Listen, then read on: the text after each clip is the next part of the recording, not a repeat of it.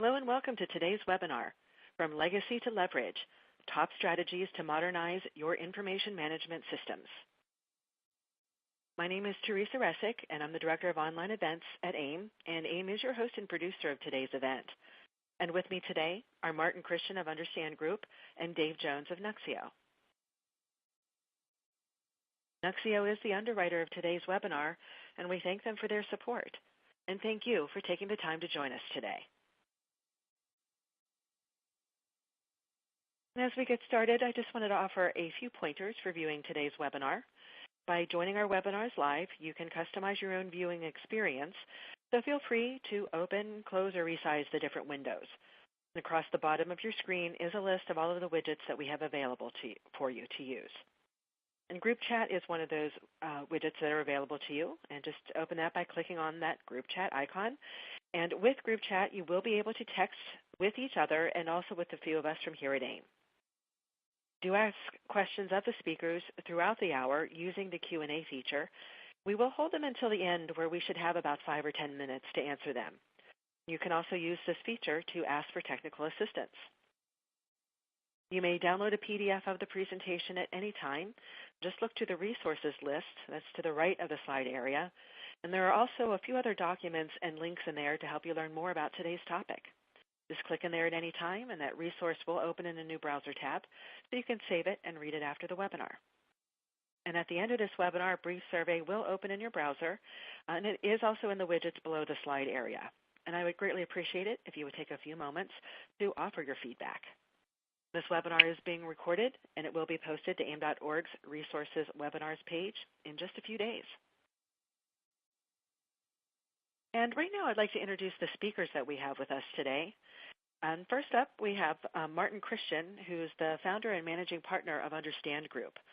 And Martin has spent the last 25 years as a thought leader and visionary in marketing and product portfolio strategy for leading global software and solution companies. He is a veteran of the digital content and business process management markets, and he is the former chair of AIM's board of directors. And Dave Jones is the vice president of product marketing at Nuxeo. And Dave is a skilled evangelist and communicator who thrives on taking complex subject matters, then delivering them to audiences of all levels via a variety of innovative, diverse, and ultimately personalized channels. So right now, I'm going to turn things over to Martin Christian to begin our talk today. And Martin, so go ahead and take it from here, please. Teresa, thank you very much for that kind introduction, and welcome to this AIM webinar here. So my job today is really to give you more of a market view really here, and to create some context for Dave's presentation, which will come later, about how content-based solutions really meet this whole undertaking of digital transformation that we are all faced with. So digital transformation, and I'm sure many of you are aware of this in terms of the reading you do, it's the reality of our time from a business standpoint. It's driven by technology, but also by a fear of obsolescence in our businesses as new entrants come with new business models.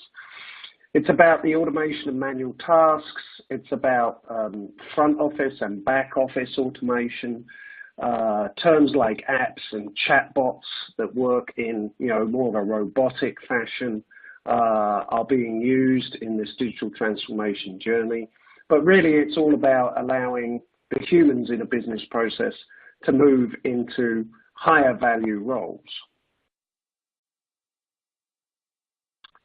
This is some AIM research which really shows a very sort of broad range of situations that we collectively find ourselves in, depending on where your organization is.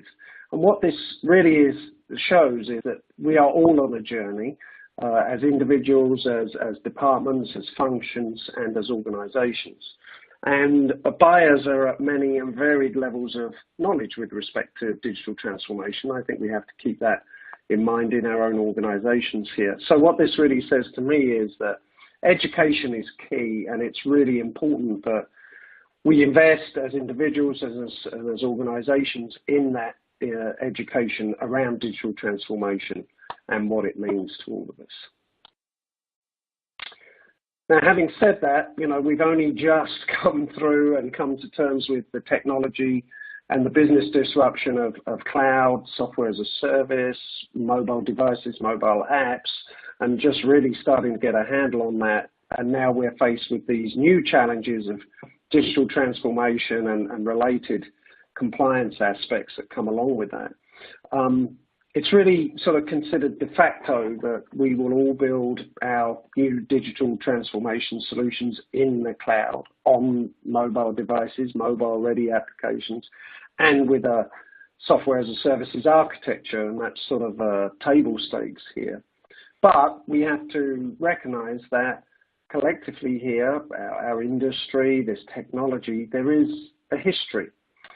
And this shows some of the history. This is some more work that AIM have done over the years, sort of tracking how this content-related space, information management space, has developed over time.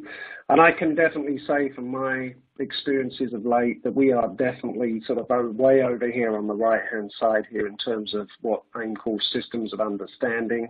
And we don't have to go through all of these, but I just highlighted a few, which is that content is increasingly becoming just a subset within a bigger information and data pool.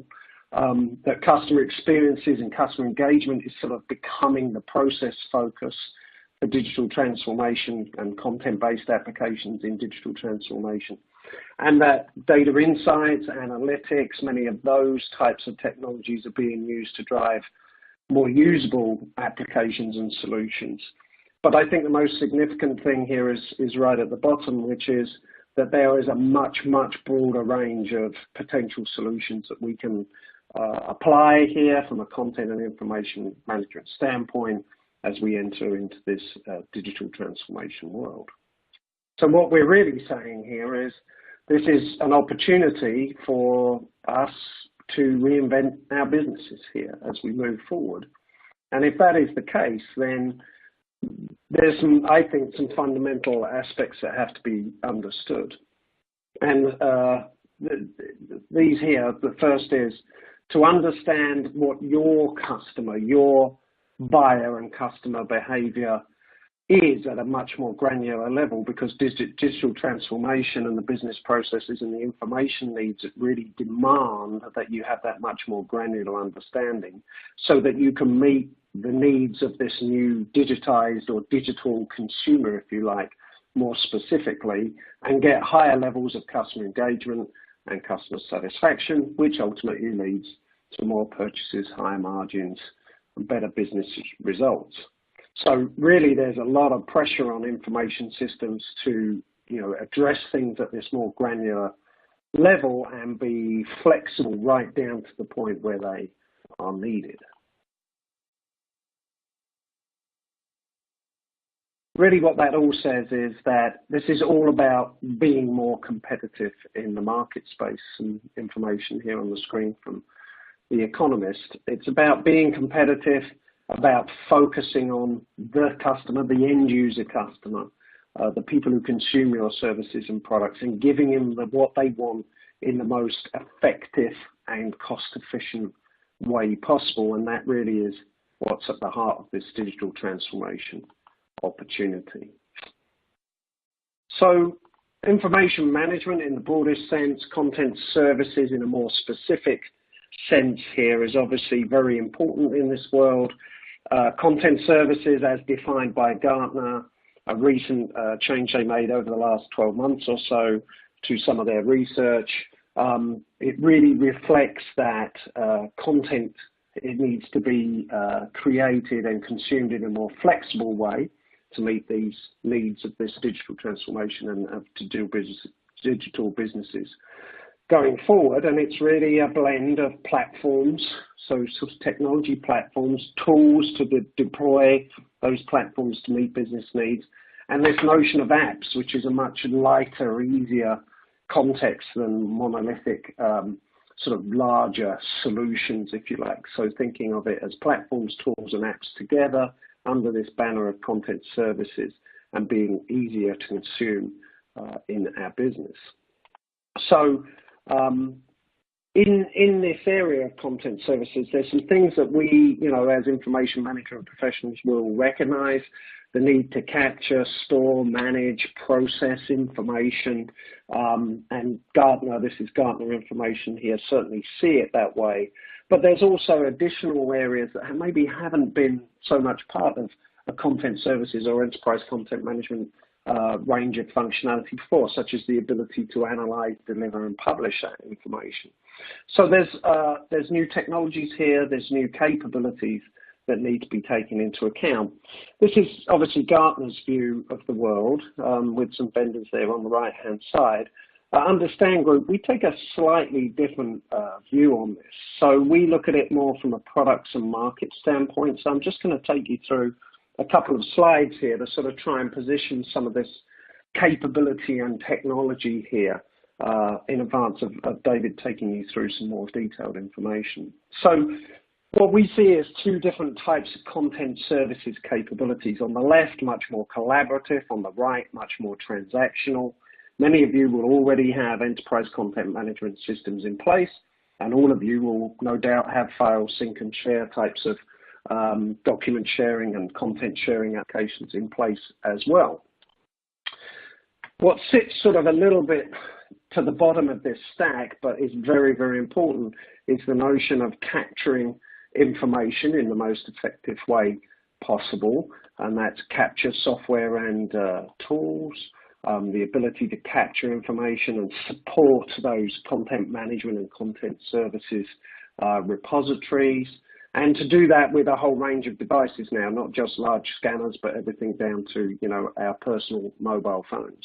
And that's a very important part of the mix here that shouldn't be glossed over. But what we're trying to do here is bringing together information, content and information, capture it in an efficient way, but really deploy it in a new range of solutions that are based on cloud and SaaS and mobile and analytics, as we talked about. But they're much more granular types of solutions and applications that we'll be able to deploy for our business processes. And these are a whole range of new areas which I don't think have been fully fleshed out yet. We've done some research and work in this area, and I think that this is a journey, once again, that we're all on to find the best use of this technology in context of digital transformation.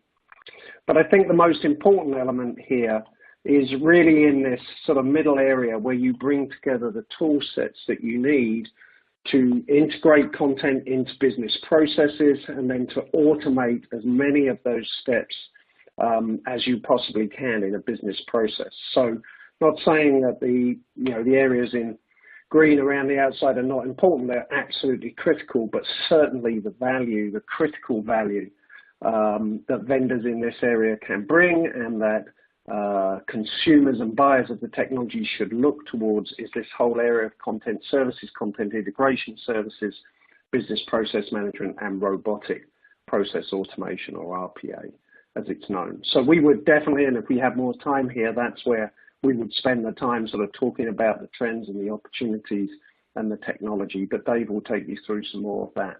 And all of that deployed in a cloud environment, easy to deploy, easy to consume. And just to give you maybe a couple of examples here of what can be done. This is a know your customer example where content is being collected from multiple systems, 40-odd systems. This is a real-life example from a vendor in this space where beforehand it would take a couple of hours to gather all that information. Now with an integrated content approach with robotic process automation, that can be done in a matter of just a couple of minutes. So this is very powerful if you get the use case right and you get the focus for the technology right. And there's a lot more technology to come. There are thousands of people developing apps in this area. Some of them you may well know, like Slack, for example. But there are many, many, many others. I couldn't get them all on one slide here. But you should keep your eyes and ears open and certainly be looking for new opportunities here. And beyond that, there's even more. Machine learning, artificial intelligence. We don't really have time to talk about that here. And once again, a lot of innovation, a lot of opportunity to try new technologies in this area and really sort of bring home the business benefits of automation into your organizations.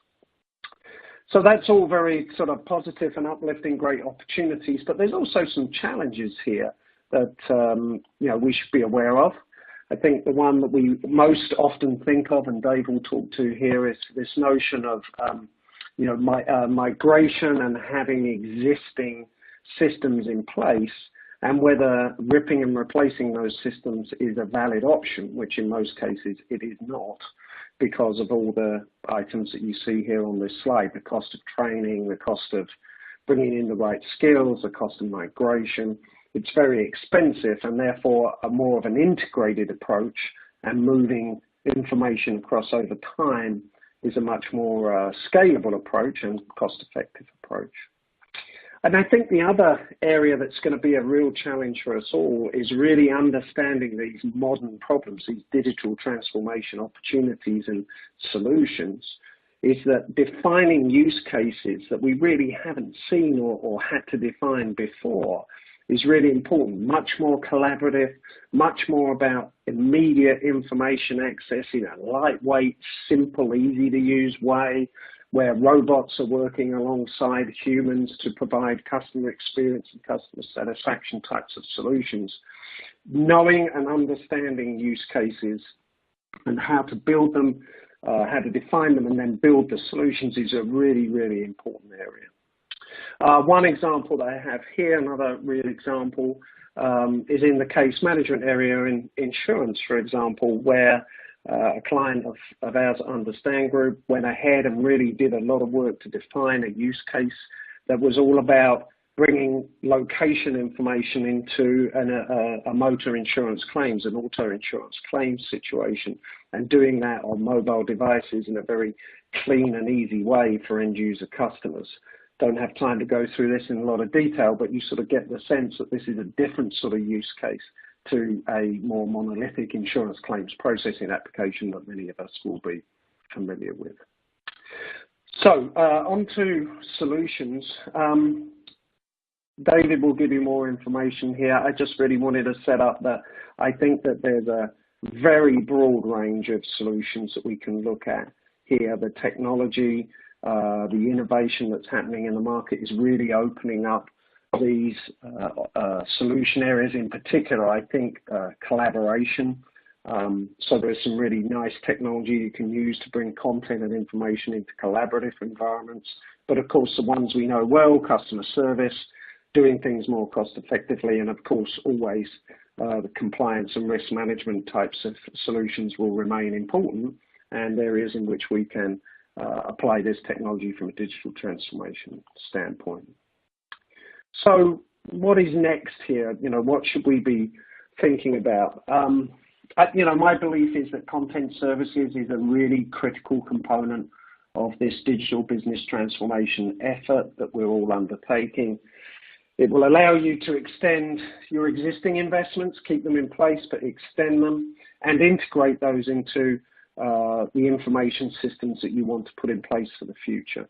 And I would think that when you couple together the content services integration view with business process automation tools and RPA, there is huge value here. And in the future, artificial intelligence, machine learning, as we layer that in as well, either fully automated or attended in some way, is going to bring real transformation opportunities into the mainstream here. So that's a little bit of background, give you sort of some sense of a market view, technology view, the opportunities and some of the challenges. If you'd like to know a little bit more about what we think about this, you can download our most recent white paper at the link on the screen at the moment. And with that, I will pass it across to David. Dave? Good afternoon, everyone. And Martin, thank you very much for really clearly explaining some of the key challenges that are faced by organizations today, but also how the market's moving to address them. So some fantastic information there, so thank you. I'm going to change the direction a little, and for the next 10 minutes or so, I'm going to start exploring some actual strategies for modernization in a little bit more detail, and in particular, how you can create an environment to allow you to modernize on a successful, repeatable basis. But before we do that, let's just reinforce some of the reasons why modernization is so important within a modern business. Well, fortunately, or actually unfortunately, there are a lot of reasons why we need to modernize our information management toolkit. The figures that you're seeing on the screen at the moment come from a piece of research that was conducted by AIM and Nuxeo a little bit earlier in 2018. And they show that 79% of organizations can't actually connect information together from different systems within their business. Does that sound familiar within your businesses? It is obviously within a lot of businesses. In addition, 3/4 of organizations think that getting access to the information that's locked within their legacy systems is absolutely vital. Again, I don't think many would disagree with that. But when you combine those two challenges together, it should come as no surprise at all to learn that 76% of organizations are currently struggling to find the right information within their business in a timely manner. But quite frankly, there are plenty of reasons to modernize and do this properly. And I want to add just one more challenge to that list that we're seeing on a more regular basis now with people when they're trying to manage their information, and it's what we call big content. So it's really the combination of the massive increase in the volume of content that's needing to be managed with the speed at which it's being created and the increased variety of different file types. So no longer is it good enough to be able to manage PDFs and Office files and scanned images. But now, increasingly, we're being asked to manage a much wider variety of file types, from high-res images to audio and video files and much, much more. So with big content, with the lack of integration to other systems, and the need to get value from the legacy systems within the business, we've got three pretty big challenges there. But the good news is I'm an optimistic kind of guy. So I'm going to turn these challenges around and turn them into a set of opportunities. And that's what you're seeing on the right-hand side of the screen. And for me, these challenges give us the perfect opportunity to modernize the overall information management space and toolkit. And we all know that. That's why we're here at the end of the day. But it also allows us the opportunity to deliver a rapid return on investment. And a webinar that Martin and I did jointly on October the 4th with AIM shared some very practical details of how we can deliver that rapid ROI. That webinar is available on demand at nuxeo.com, by the way, and I'm sure at aim.org as well. But today we're going to look a little bit more at the way in which we can reduce the long-term total cost of ownership of your information management toolkit, but also provide you with a mechanism to introduce things like mobile and cloud-enabled information management if you don't already have it. And finally, give you a future-proof platform to, over time, introduce even newer tech, some of the things that Martin was talking about, like AI, advanced analytics, blockchain, and so on and so forth. So how do we do this? Well, let's first explore the typical infrastructure that many organizations have for their information systems. They've got a number of different content repositories. You're seeing those across the bottom of the screen. They've got an existing ECM system, cloud storage, file sync and share, legacy systems, all of those. And each of those will typically have their own interface. But that's when things get complicated. Because each repository has its own interface, it also has integrations to third-party apps, custom solutions that are built on top of them, potentially mobile apps. The critical thing here is that each of these interconnections is unique, it's custom built, and there's little, if any, consistency across them, which makes them difficult to support, difficult to develop further, and especially difficult when new versions of any piece of that puzzle become available. So at Nuxeo, we've got a very simple approach to simplifying this overtly complex tech stack. We use a simple methodology called Connect and Consolidate. So Connect allows organizations to connect their existing information sources together. As simple as that. And we'll see what that does to the technology stack in a second. But once that's been done, we can move on to the consolidate phase, which basically allows an organization to sunset or to retire specific pieces of that stack, but in a controlled, intelligent manner, as opposed to the rip and replace projects that we all know and hate that Martin discussed a little bit earlier with the associated challenges. So on to connect. Quite simply here, what we're doing is we're suggesting adding a central layer, a content services platform such as Nuxio to this stack, right there in the middle. That platform would typically come with its own repository, and actually, you know, we're not talking about anything revolutionary yet, but this is where it gets interesting. Instead of migrating content out of those legacy systems and into that content services platform, we're actually just talking about connecting to them. We're not moving content. If you like, we're just referencing it. We're providing a central information hub that knows what content exists, where it lives, and how to access it. And what that allows us to do is to then provide that consolidated information to the various interfaces that we're using. Now, obviously, this isn't an overnight fix, but as we saw on the October the 4th webinar, the ROI delivered by even just connecting two systems together is significant. And over time, your overall information management architecture becomes a lot easier to understand, a lot easier to manage, and a lot easier to upgrade. That's the connect phase. And so to consolidate. Once you've connected together all of these various different pieces of your information management stack, you can begin to actually understand more about specific costs associated with those various pieces. And now that we've essentially separated the repository from the interface in most cases, many of these systems actually just simply become storage repositories, which doesn't make a lot of sense moving forward.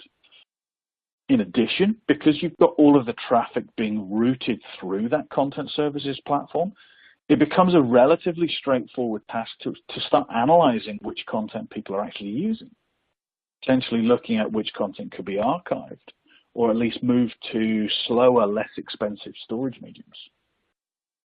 Put all of those factors together, and what you get is the ability to migrate various content to alternative storage locations, be that in the cloud, in other existing repositories, or in the content services platform repository. It doesn't really matter, actually. The key thing here is that it doesn't have to be a big bang migration. It doesn't have to be that rip and replace exercise. Because the interface is now talking to the content services platform, and changes to the underlying storage location really make no difference at all to the interface or to the end user.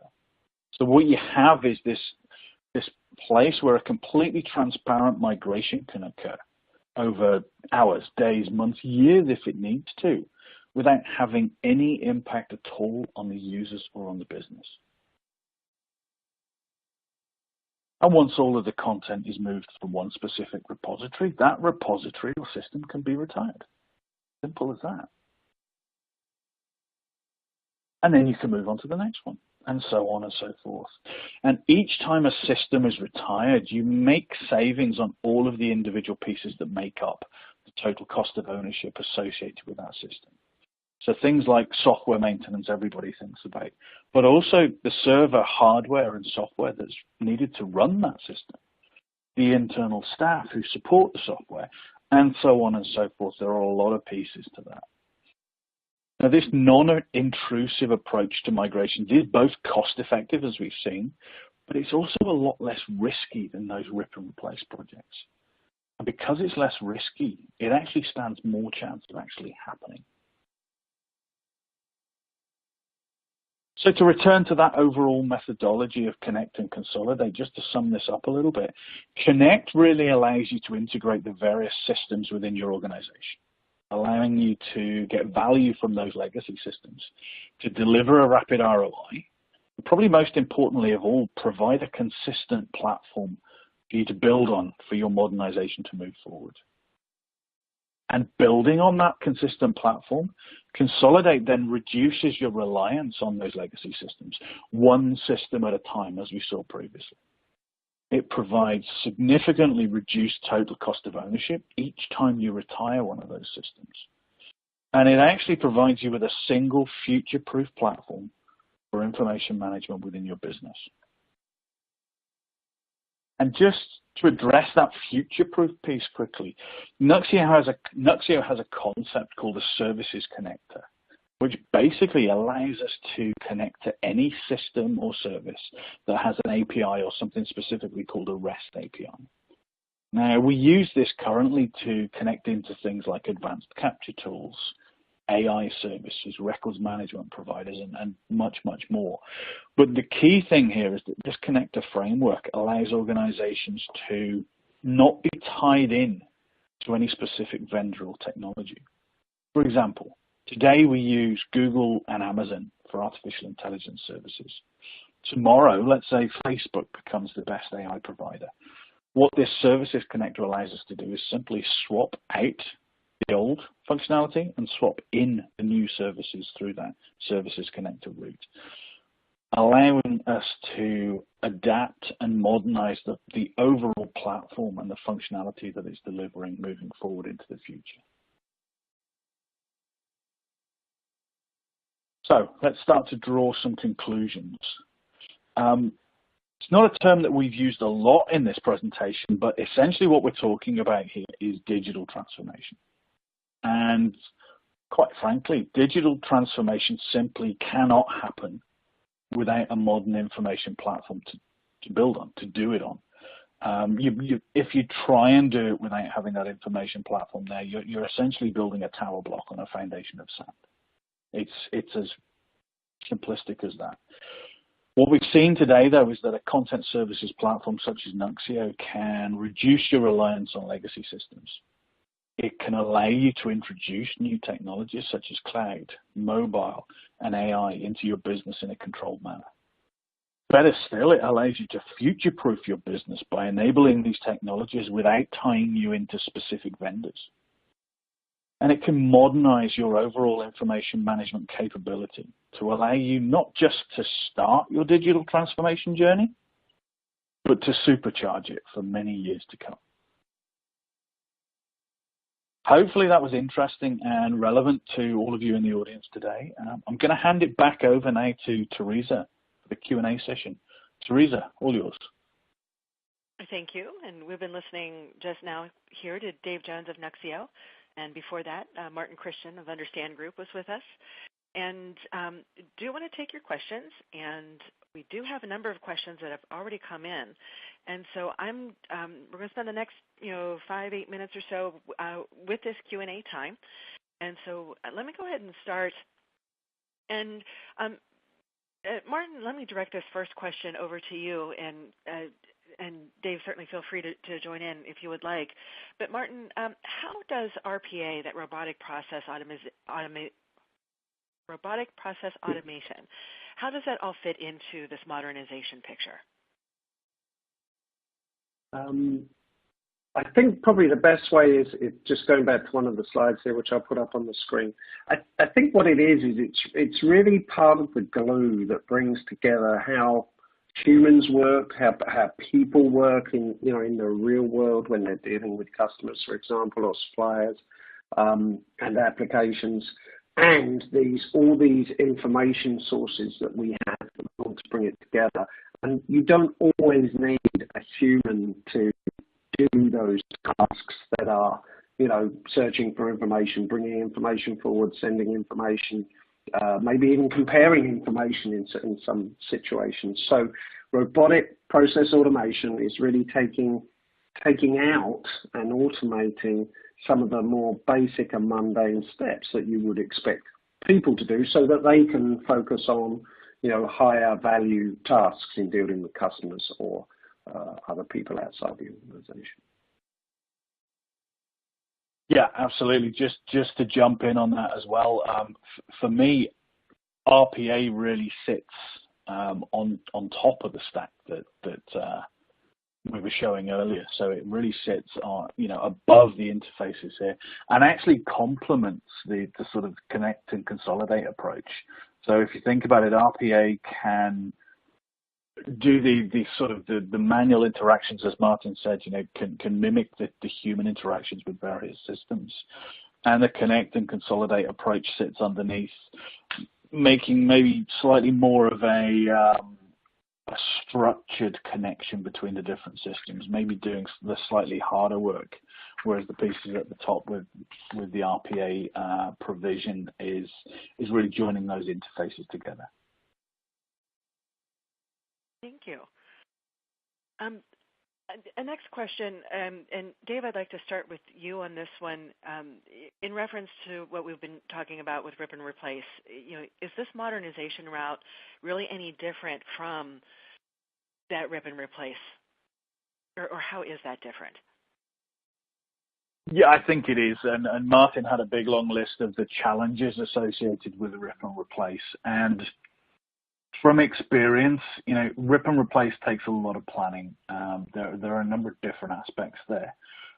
Firstly, you have to identify a solution or a system that does everything that your current system does plus more.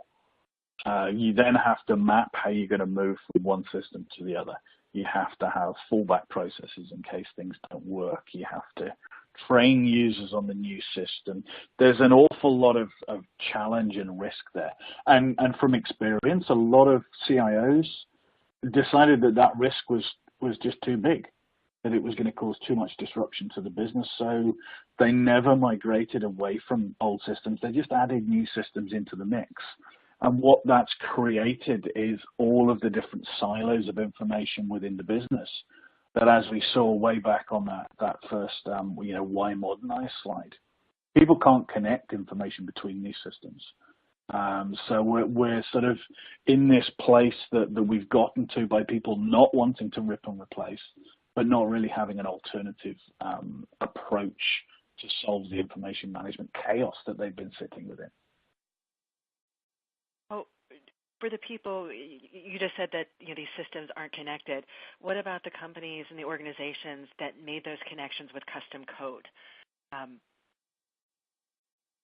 is that? That's a very fair point, and that's a very fair question. So if you have the technical skills and you're willing to roll up your sleeves and get down and dirty with these systems, then there has always been the ability to make those connections, and a number of companies have done that. I think the challenge with doing that is the fact that each one of those connections is that custom code. It's specific to how you integrate system A to system B. If you want then to integrate system A to system C, it's completely different. Completely different approach, completely different set of code. And I think what we're trying to do now is provide a much more consistent way of doing that. So that, once you've built one connector, you can then roll that out to an alternative system. It means that you get this sort of platform approach where everything is being developed in the same way. Everything can be supported in the same way from the same place with the same team. And it almost scales out and makes it enterprise grade, the ability to do these connections between different systems. And that also, whether those systems are in the cloud or on premise, you're saying that connection can still be made. Yeah, absolutely. I think any system that claims to integrate, or any tool set that claims to integrate different systems together nowadays, has to be able to integrate cloud or on-premise systems or hybrid systems and any combination thereof. And I think the dynamics of how you do that within specific organizations and how and where those connections are made are obviously down to the security remits and what data and what systems they are within the individual business. But yes, in theory and in principle, connecting cloud and on-premise systems together is perfectly feasible. Another question that someone's asking here is, we're talking about connecting all of these different systems, and we can't boil the ocean. We can't turn everything on at once. How should people consider prioritizing which system should come first? I think, Martin, do you want to take that one? I've been talking for a lot. Sure. I think it's a matter of business-driven need or criticality. So as, this pressure for digital transformation, sweeps across businesses, I would predict that many of the processes that need to be automated and take advantage of the technology are in this customer-facing, customer experience, customer engagement types of areas. So maybe those are the ones that should be prioritized first because they can be, directly linked to revenue.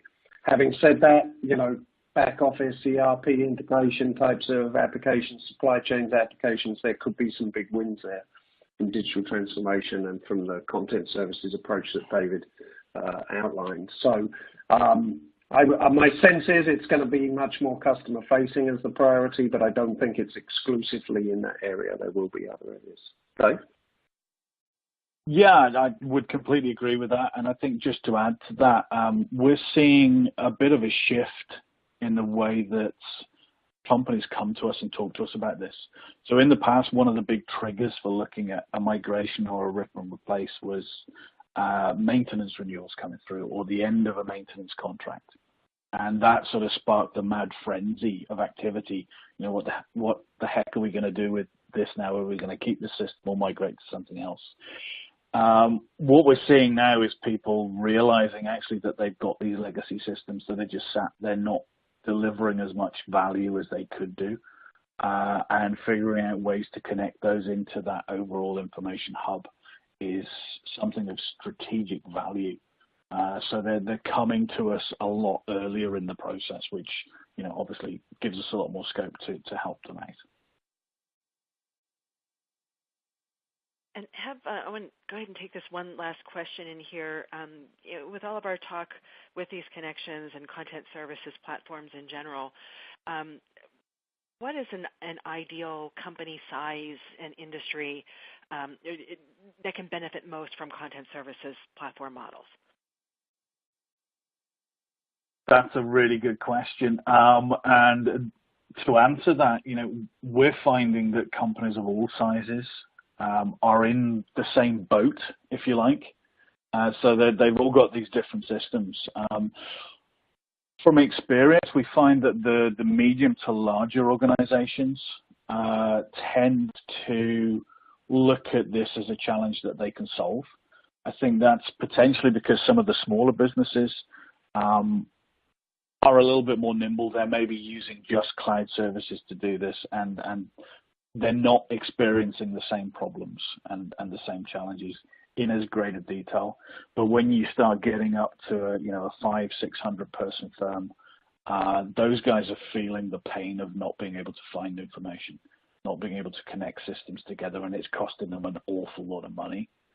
So those are the type of companies, right up to multi-billion, trillion-dollar companies, that have got the pain and really need to solve these sort of problems.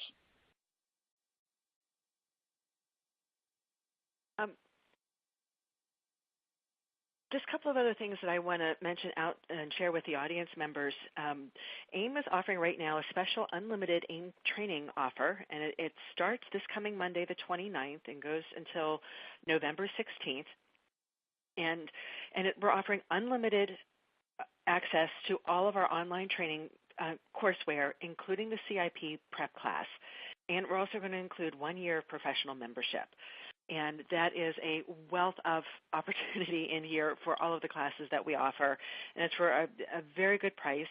So just click on the link that's in the resources box for the unlimited training, or when you download the PDF of the slides, just click on this slide here, and it will take you over to the web page that will list out all of the information and detail all of the training courses that are available. But it's every single one of our training programs that we have in its online form that will be available for this unlimited training offer. And again, that's available between October 29th and November 16th. So I highly encourage you to check it out and to take advantage of this, because it is a fabulous offer for you. And just also want to let everybody know that we have our next virtual event coming up. And if you attend this event, if you register and attend it, you will be entered to win. We're having a drawing for AIM's Emerging Technologies online training course. And that individual course for the online, the going rate for that is $200. And so just wanted to let you know that we're just putting this offer out there. And the theme of this event is Going Digital, the strategies and case studies for digitalizing the enterprise. And so when you go to aim.org and in the top navigation there's events, and then click on the virtual event link there, and you'll be able to get to the page. You see the agenda, the great list of speakers that we have lined up for this. And that's coming up on Thursday, November 8th, and that's going to start at 11 a.m. Eastern U.S. time. So I encourage you to check out that event as well. And we are getting to the end of our webinar hour, and so it's just a reminder that we have recorded this webinar, and it will be available in the next couple of days. Don't forget to download the resources. Please take the survey that's in the widgets across the bottom.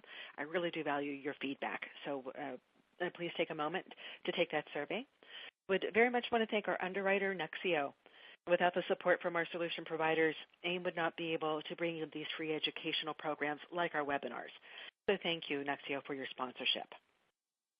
And as we bring this webinar to a close, I just want to leave everyone with our speakers' closing thoughts or a key takeaway from today's discussion. And let me begin first with Martin Christian from Understand Group. Your closing thought today. Well, Teresa, I think that, the content and information sources that we all deal with every day are valuable, but they are even more valuable in the context of business processes and the automation of those processes. So I think understanding those business processes and documenting them in a use case that can really see value from leveraging information in the context of digital transformation is the most important thing. So get skilled in use case definition would be my takeaway. Thank you, Martin. And Dave Jones from Nuxeo, your closing thoughts today. Yeah, I'd just like to leave people with the thought that I think this is a really exciting time. So we've had these information challenges for many, many years within our organizations. And the challenges just seem to keep getting bigger as we get hit with more and more information. But for me, never before have we had such a good tool set and a set of opportunities to actually deliver against this. So things like cloud, mobile, analytics, and especially AI are tools that we can use to start really addressing these problems and delivering against the use cases that Martin quite rightly talks about. So it's a really exciting time for me. Thank you, Dave. And thank you, everyone, for your time today. For AIM, this is Teresa Resick, and we'll see you with our next event. And have a good afternoon.